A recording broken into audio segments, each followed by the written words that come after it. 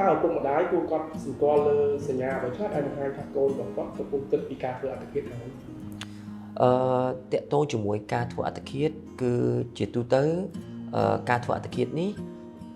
មានន័យថាមានមូលហេតុនៅពីក្រោយការធ្វើអត្តឃាតអញ្ចឹងជាទូទៅតើយើងធ្វើមិនទៅអាចសម្គាល់ឬក៏ដឹងថានរណាម្នាក់គាត់អាចប្រឈមឬក៏កំពុងតែគិតពីការធ្វើអត្តឃាតហើយនៅក្នុងនោះសូម្បីតែតាក់ទងជាមួយនឹងអង្គការសុខភាពលោកគឺយើងមានគេបានបិទប្រកាសបិទផ្សាយពីគេហៅថា warning sign គឺជាសញ្ញាប្រកាសអាសន្ននៃការធ្វើអត្តឃាតប៉ុន្តែខ្ញុំយកមកសង្ខេបឲ្យងាយយល់អញ្ចឹងណាជាធម្មតាបុគ្គលម្នាក់ដែលគាត់មានគំនិតក្នុងការធ្វើអត្តឃាតគឺគាត់អាចលេចចេញជាសញ្ញាដូចជាគាត់ចាប់ផ្ដើមផ្ដាច់ខ្លួនចេញពីគេហើយយើងមើលទៅលើទឹកមុខរបស់គាត់ដូចជាមនុស្សអ្នកស្រងោលសង្ងាត់ក្រៀមក្រំនៅតែឯងអត់ចូលរួមមួយមនុស្សទូទៅទេមនុស្សមួយចំនួនទៀតដែរប្រែប្រួលពីមនុស្សដែល slot តែទៅជាឆេវឆាវខ្លាំងមួម៉ៅខ្លាំង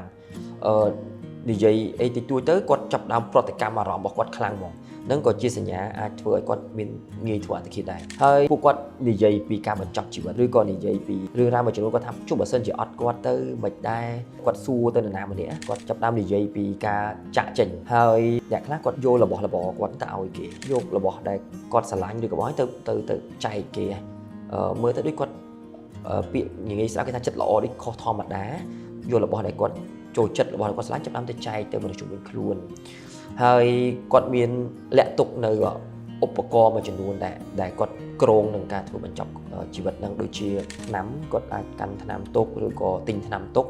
ហើយដូចជាខ្សែដូចជារបស់មុតស្រួចឬក៏អីចឹងណាគាត់លាក់ទុកនៅក្នុងបន្ទប់ឬក៏កន្លែងរបស់គាត់អញ្ចឹងអ្នកខ្លះមានដល់ដូចជាថ្នាំសម្រាប់សត្វល្អិតឬក៏ថ្នាំដាក់នៅផ្ទះដែលគាត់ប្រើសម្រាប់សត្វអីចឹងណាហើយអ្នកខ្លះទៀតគឺគាត់ចាប់ផ្ដើមប្រើសារធាតុញៀនឬក៏គ្រឿងសង្វឹងនឹងច្រើនខ្ញុំសុំទោសផងដែរព្រោះនិយាយទៅវាអាច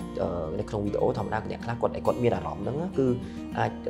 រំញោចទៅចិត្តគាត់ឬក៏ trigger គាត់ប៉ុន្តែយើងបើកកាយនៃការនិយាយដើម្បីជួយគាត់ដែរកុំឲ្យគាត់ផុងនៅក្នុងអារម្មណ៍មួយនោះដល់អត់ដឹងខ្លួនអញ្ចឹង